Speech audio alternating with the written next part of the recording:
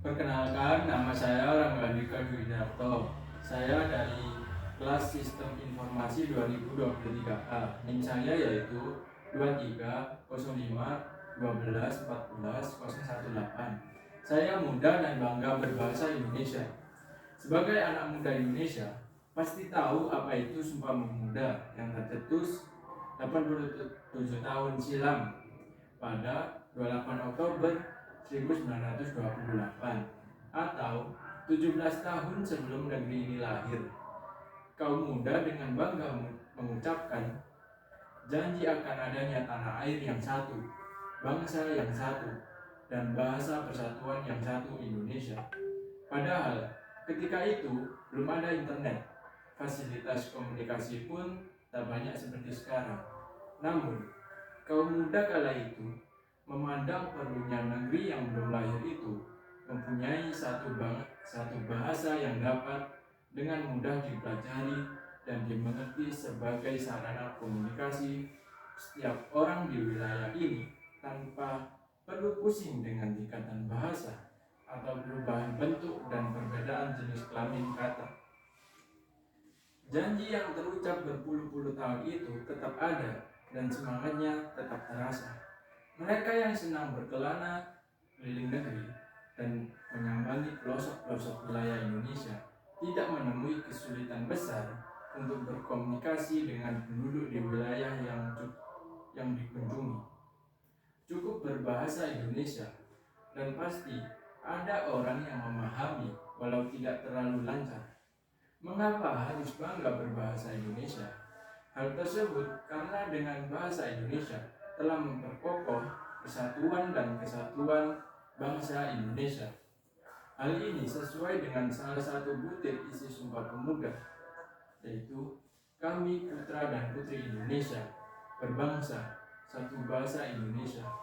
Orang-orang Indonesia yang merasa lebih bangga menggunakan bahasa asing ketika berada di negaranya sendiri, termasuk ke dalam perbuatan yang kurang, bahkan tidak mau menghargai bahasa Indonesia. Bagi generasi muda saat ini, bahasa Indonesia seakan-akan dianggap derajatnya lebih rendah dibanding bahasa Inggris. Sadar atau tidak, kita melihat bahwa mengucapkan kalimat dalam bahasa Inggris terkesan lebih keren, dan orang yang mengucapkannya dianggap lebih pintar dan memiliki ilmu yang lebih tinggi. Banyak contoh yang dapat kita ambil, seperti ketika mengucapkan selamat ulang tahun dan harapan-harapan masa depan. Coba tengoklah SMS ulang tahun atau halaman dinding Facebook dan Twitter anak-anak muda saat ini yang berulang tahun. Sebagian besar ucapan yang diberikan adalah bahasa Inggris. Sekali lagi, sadar atau tidak, kita menganggap bahasa ini mempunyai nilai lebih dibandingkan bahasa kita. Hei kawan, sadarlah, tidak ada bangsa yang pantas menyandang predikat keren dibandingkan bahasa Indonesia. Sebuah bahasa yang bahkan untuk pengakuannya membutuhkan darah-darah perjuangan dari rakyat-rakyat yang tertindas oleh kolonialisme. Mengapa demikian? Kita semua tahu, 84 tahun silam bangsa ini pernah bersumpah, berjanji terhadap Ibu Pertiwi selalu menjunjung tinggi bahasa Indonesia sebagai bahasa persatuan. Proses ini sungguh tidaklah mudah. Rakyat bangsa Indonesia ketika itu harus terbelenggu oleh kaum imperial dan kolonialisme, mengalami berbagai penghinaan dan penindasan.